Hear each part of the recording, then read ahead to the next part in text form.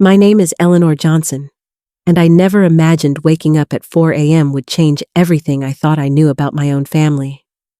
I had been sleeping peacefully, or as peacefully as a 67-year-old widow could.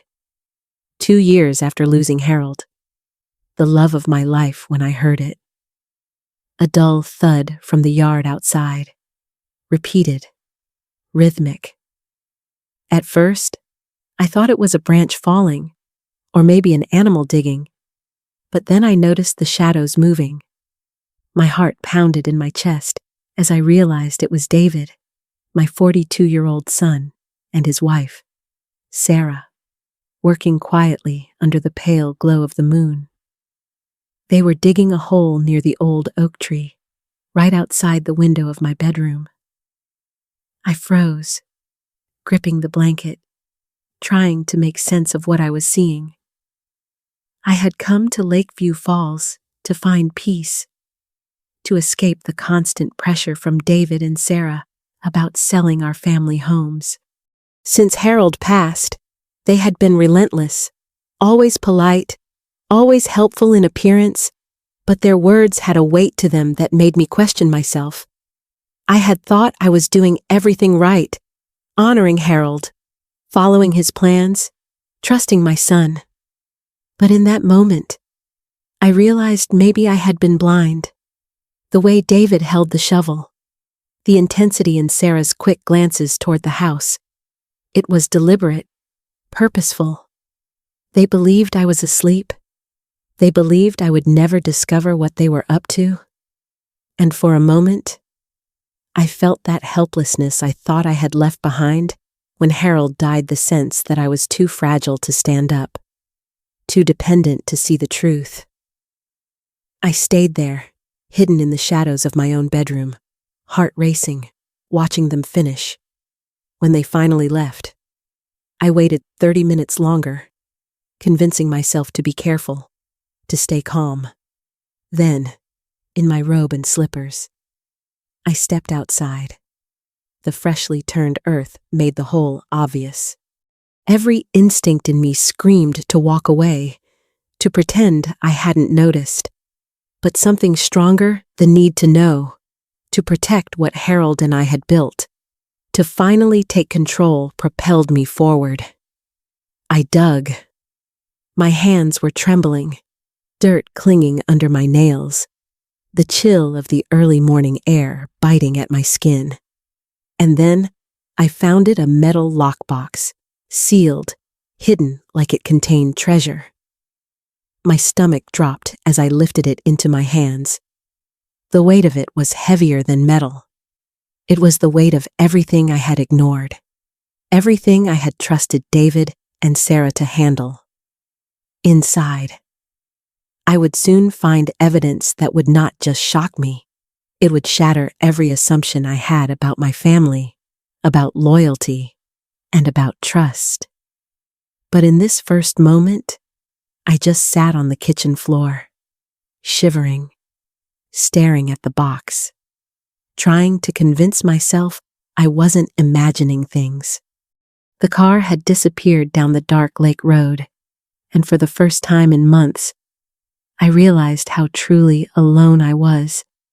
And yet, even in that quiet terror, a spark of clarity began. This wasn't just about dirt and shadows anymore. It was about knowing, about seeing clearly what was hidden, about facing the truth that I had postponed for too long. I remembered Harold's hands, warm and strong, the night before he died, insisting that I look through everything myself. How I had brushed it off, trusting David to manage the complicated details. And now, with this cold metal box in my hands, I understood the consequences of that decision. I couldn't help but ask myself, how well do we really know the people closest to us? How often do we allow appearances to mask intentions, kindness to hide manipulation? I knew I had to find out. Even if it meant confronting pain I wasn't sure I could endure. That morning, As dawn crept through the windows of my kitchen, I felt a strange mix of fear and determination. I was about to step into a truth that would test me in ways I had never imagined. But for the first time in a long while, I felt something else too, the smallest, most fragile glimmer of hope that maybe, just maybe, I could survive this and come out stronger on the other side. And I wondered, if you were in my shoes, would you have walked away? Or would you have dug, just as I did after that early morning discovery? I couldn't stop thinking about how my life had gotten to this point. Losing Harold had been devastating, but I had thought I understood grief, thought I could navigate the sadness with grace. He had been meticulous in his final weeks, organizing papers, explaining accounts, making sure I would be taken care of. I remembered the night before he died, holding his hand and promising him I would look through everything carefully. At the time, I had meant it, but I had also assumed David would step in to help, to manage the details I didn't feel strong enough to handle. Looking back, I could see now how much I had relied on him, how much I had let grief cloud my judgment. David and Sarah had been patient, always appearing supportive, always offering guidance with that calm, measured tone. I had thought they were helping, thought their suggestions about downsizing, about simplifying my life, were reasonable. But now, standing in the kitchen with that lockbox in my hands, I realized that their concern had never been innocent. I remembered Tyler, my grandson, and how distant he had become over the past few months. I had assumed it was just teenage moodiness, that he needed his space after losing his grandfather. But the letter I would soon read revealed a different truth entirely. He had overheard something terrifying, something about my own safety, and had tried to warn Harold. The thought that a 16-year-old boy had been carrying such a heavy secret for months made my chest ache with both sorrow and shame. I had missed the signs, overlooked the quiet fear in his eyes, and now I understood how much courage it had taken for him to even write that letter. I began to retrace the steps from Harold's final days, remembering every conversation, every decision I had made with David by my side, the funeral, the probate process, all those small moments where I had surrendered my authority out of exhaustion and grief. I had trusted him implicitly, believing that he had my best interests at heart. And yet, now I realized how carefully he had been shaping the narrative, positioning himself to control everything I thought I had left to manage. The subtle manipulations were clear in hindsight. Comments about the houses being too large for me, suggestions that I was too isolated, hints about Tyler's college expenses, all designed to make me doubt my judgment, to steer me toward choices I would have otherwise resisted. It had felt like concern, but it was control, slowly eroding my independence under the guise of love. And then there was the realization of just how alone I had truly been. Not lonely, exactly, but isolated, surrounded by people who smiled and spoke gently while plotting in whispers behind my back. I had trusted the people I loved, and in doing so, had left myself vulnerable.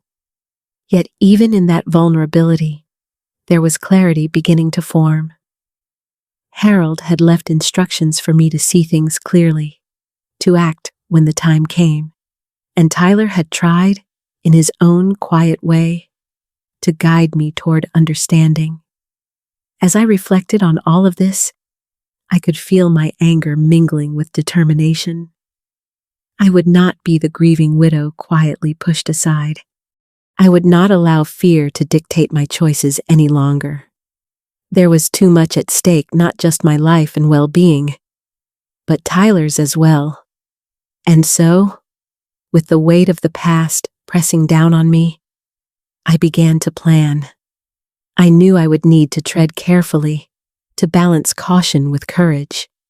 But for the first time in months, I felt a spark of control ignite. I couldn't yet see how far the betrayal extended, or what lengths David and Sarah had gone to ensure their plan succeeded. But I knew one thing: I had a choice now. I could either step back and let events unfold, or I could step forward and take the actions necessary to protect myself and the boy I loved like my own heart.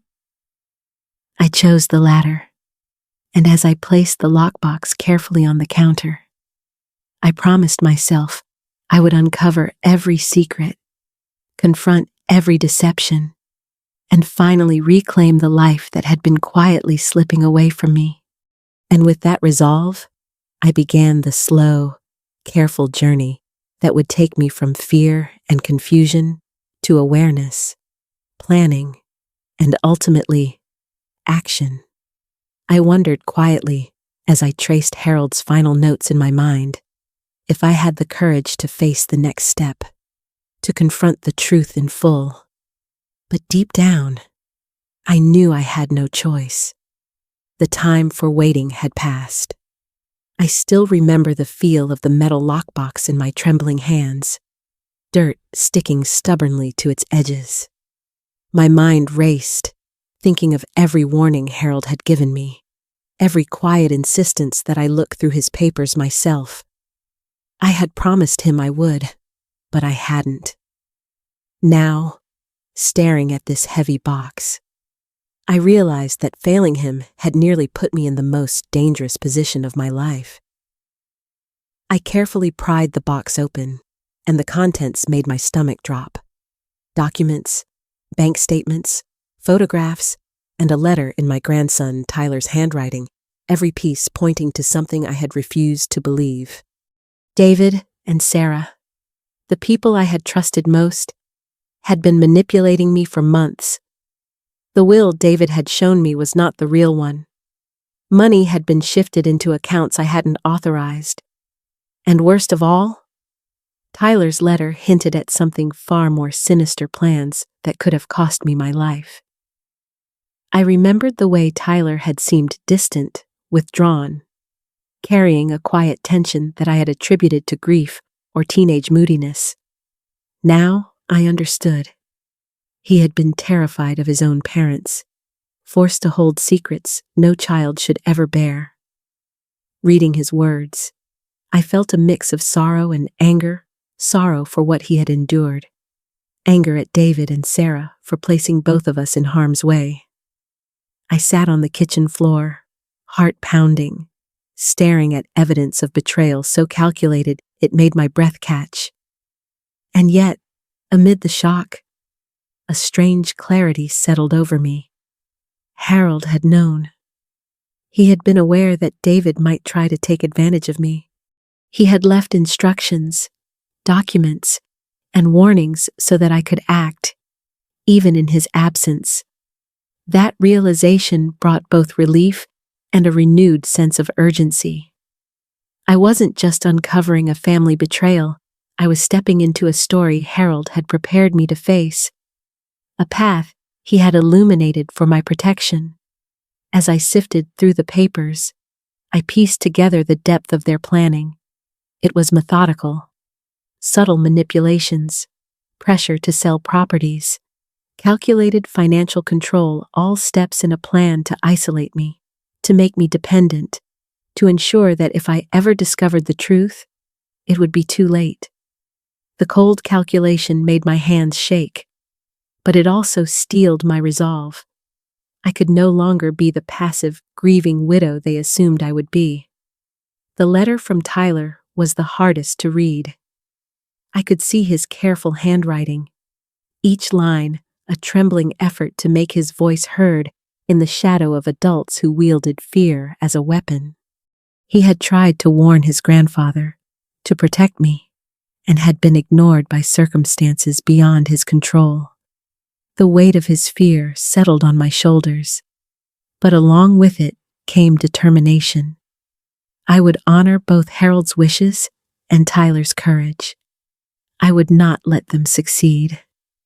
I remembered my life with Harold, the mornings we shared coffee on the porch, the quiet conversations in the kitchen, the trust and love we had built over decades. That life deserved protection. I would not surrender it to greed and deception. And for Tyler, who had suffered silently, I owed action, strategy, and safety. I carefully packed the documents, knowing I needed to secure them where David could not reach them. The lockbox was more than metal. It was a shield, a roadmap, and a reminder of the life I was determined to reclaim. As the first rays of dawn began to creep through the windows, I felt the shift. Fear had been replaced with purpose. Anguish had been tempered with clarity. In that moment, I realized something essential. This was no longer a story of loss or vulnerability. It was the beginning of a journey to reclaim what was mine, to protect my grandson, and to confront the betrayal that had been hidden in plain sight for far too long. I could feel my pulse settle, my mind sharpen, and I knew that whatever came next, I would face it fully awake, fully aware, and fully determined. And as I took a deep breath, I asked myself quietly, could I turn this shock into strategy, this fear into action, and finally, could I ensure that those who had planned my downfall would never succeed? I had no choice but to find out. After discovering the lockbox and Tyler's letter, I realized that simply knowing the truth wasn't enough. I needed a plan. I couldn't act recklessly, not with David and Sarah so careful, so convincing in their false concern. Every move I made had to be measured, deliberate, and strategic. I remembered Harold's quiet insistence that I review everything myself, that I not let anyone else handle the details. That guidance became my compass. The first thing I did was secure the evidence.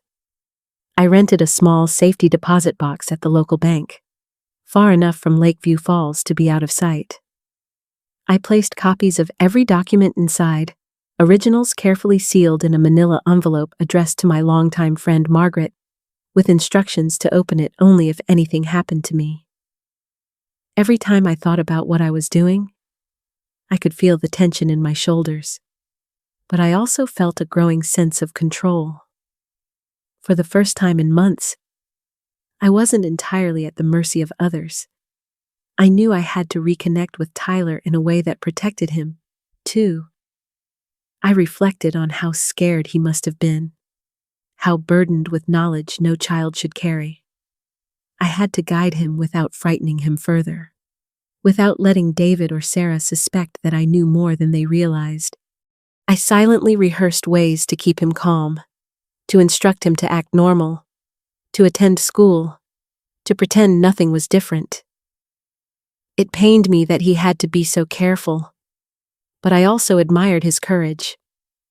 At the same time, I allowed myself moments of quiet reflection in the lake house, sitting on the deck, listening to the water lap against the shore. I thought about the past months, about Harold's meticulous planning, about the subtle manipulations that had gone unnoticed for so long. These reflections were not just about fear, they were about clarity. I realized that understanding the situation fully was the first step toward reclaiming my life. Each morning, I reviewed the documents, studied the bank statements, and mapped out the connections between accounts and transfers. I imagined possible scenarios and how David and Sarah might react. I considered every contingency. My fear was still there, but it was accompanied by a growing confidence. I had been underestimated, dismissed, assumed to be too fragile to act. That misjudgment was my advantage. I thought about how easily people can hide cruelty behind a polite smile, how family bonds can be twisted into control. And I knew that this was not just about money or property, it was about protecting Tyler. safeguarding what Harold had left behind, and standing up for the life I still had the right to live. I reminded myself that patience, observation, and timing were as powerful as any lawyer or law enforcement officer. I also began considering the next step, reaching out to a professional who could help me navigate the legal and financial minefield. I needed someone who could act decisively, who could protect both Tyler and me, and who would listen to my story without judgment. The idea of relying on anyone else felt strange at first, but I reminded myself that seeking help was not weakness, it was strategy. And then there was the hardest part, waiting. Waiting without revealing that I knew anything. Without letting David and Sarah see that I had discovered their secret. I had to act normal, to appear as the widow they expected me to be, while quietly preparing for a confrontation that would ensure justice and safety. Every ordinary phone call, every casual interaction, became a test of patience and self-control. Through it all, I asked myself quietly whether I could sustain this double life, both observing and planning, both frightened and resolute. But with each passing hour, I felt my confidence grow. I was no longer the passive, trusting woman who had relied entirely on David. I was becoming the woman Harold had believed I could be, capable of facing deceit, capable of protecting my grandson, capable of reclaiming my life. And as I closed the lockbox one final time before heading into town to secure the safety deposit, I knew the real challenge was still ahead. The next step would require courage, precision, and heart. But for the first time in months, I felt ready to confront the betrayal, ready to protect Tyler, and ready to honor the life Harold had planned for us, even from beyond his final breath. The morning I walked into the law office, I felt the weight of everything I had discovered pressing on me. But I also felt a strange sense of readiness. James Patterson, a lawyer Harold had recommended years ago, looked every bit the part of someone who had seen countless family betrayals. His eyes, sharp and observant, met mine as I began recounting the story: the lockbox, the manipulated will, the bank transfers, and most importantly, Tyler's letter. I poured out my thoughts, my fears, my grief, and my resolve, letting him hear everything without interruption. Sitting there, I reflected on the months of quiet manipulation, the subtle ways David and Sarah had tried to control me and Tyler. I remembered the dinners where they had carefully nudged conversations toward selling the houses, the casual remarks about my abilities, the pressures disguised as concern. Every memory reinforced the truth I had underestimated them, and they had counted on it. But now, with Patterson listening, I felt my power returning. He assured me that the evidence we had was strong. I needed to decide whether to pursue criminal charges, which could lead to jail time and public consequences, or civil proceedings, focused on reclaiming assets and securing protections. As I considered this, my thoughts kept returning to Tyler, the boy who had silently carried this burden, whose bravery had prevented the worst. Protecting him became the lens through which I made every decision. I also reflected on how Harold had anticipated all of this: the real will, the careful documentation, the instructions to look at everything myself. All of it was part of a plan to safeguard both me and Tyler. Even in his final days, he had been 3 steps ahead, ensuring that his death wouldn't leave us vulnerable. I felt a surge of gratitude, a deep appreciation for his foresight, and a renewed determination to honor his wishes. Returning home, I had to act normal. David and Sarah were unaware that I had discovered their betrayal, and that was to my advantage. I prepared a dinner, serving dishes Harold had loved, creating an atmosphere of routine and calm. Every interaction became a careful balance of warmth and subtle observation, watching their mannerisms, noting any signs of suspicion or frustration. I realized how often cruelty hides behind a polite smile, and I used that understanding to navigate each moment without giving away my awareness. Meanwhile, Tyler remained my quiet companion, his presence both comforting and motivating. I reflected on his courage, how he had written the letter and attempted to alert Harold, and how much responsibility he had shouldered at such a young age. I had to be careful, protective, and guiding, allowing him to remain a child while ensuring his safety. The bond between us deepened, strengthened by the shared experience of confronting a betrayal that no family should ever face. The culmination came with the arrival of law enforcement and the execution of arrest warrants. I watched from a distance, my heart heavy but resolute, as David and Sarah were taken into custody.